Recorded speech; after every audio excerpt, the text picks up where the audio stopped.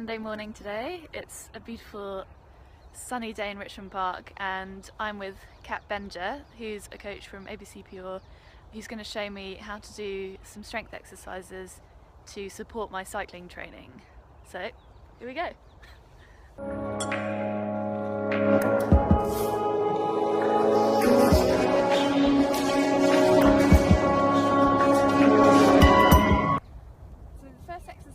Single leg deadlift. This is one that really seems to hurt in all the right places, particularly focusing on your glutes and your hamstrings.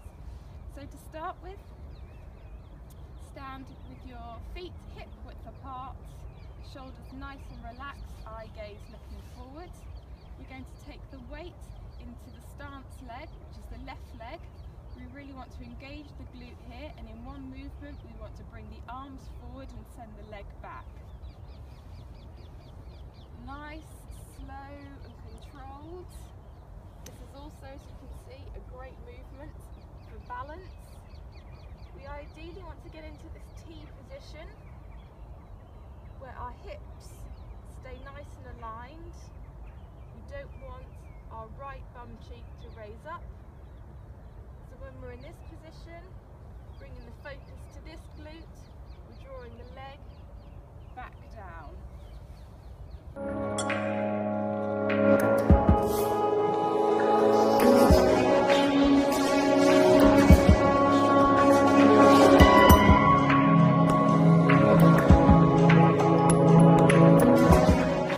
this is the clamshell exercise.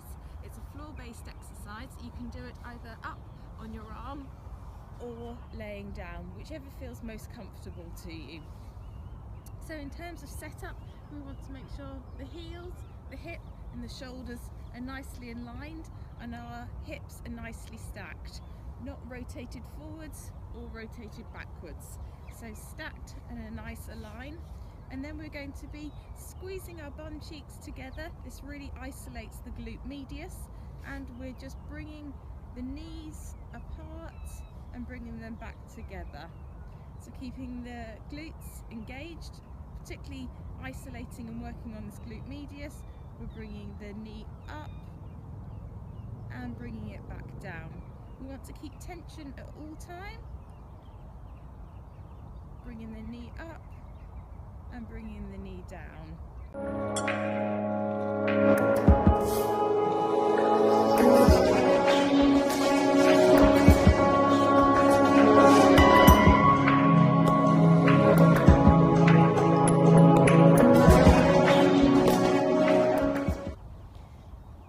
So this is the dead bug, and it's a great exercise for our abs, our transverse abdominals. So just like you'd have seen a dead bug on your kitchen floor before, bring the arms and the legs up to our start position. This isn't only a great exercise for our abs, it's also very good for our coordination, a skill that we often don't practice but we use when we're cycling and particularly running. So we're opposite arm and opposite leg. We want to make sure we've got a nice flat back so there's no gap between the floor and your back. Once you're in your start position, nice neutral neck, we're going to move opposite arm, opposite leg, down to the ground and bring them back to the start, and then the same on the opposite side. Opposite arm and opposite leg, really focusing, nice tight abdominals, slow and controlled.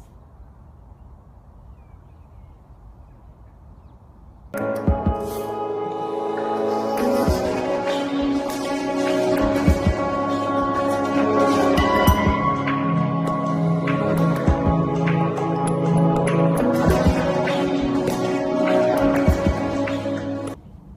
this is the reverse bridge, a great exercise to strengthen the gluteus maximus, our glute muscles. When we're cycling and running, it's really important that our glutes are firing. By that I mean that the glutes are working and other muscle groups aren't working instead of the glutes, which are the primary movers. So for this exercise, we want to be having a nice neutral neck, nice flat back, no gap between the floor and the small of your back. let's engage the glutes, and we're going to push up through the heels. As we push up, we want to have a nice line between our knees, hips, shoulder, and we're going to come back down. To ensure the hamstrings aren't kicking in, make sure that the heels are towards the bum, and we're driving through the heels to lift up.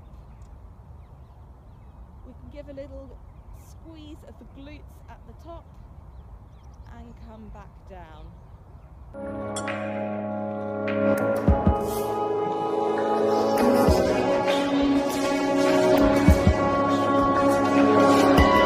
Everyone is individual, everyone's level of experience, fitness will be different, people will be having different goals, people will be in a different phase of their season or training block. So there's lots of different factors that can influence how much strength and conditioning is done, how many rounds are done.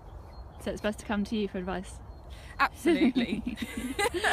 Because not everybody's the same, and we would look at all the individual factors that would influence the volume, the amount, the type of exercise that's being done.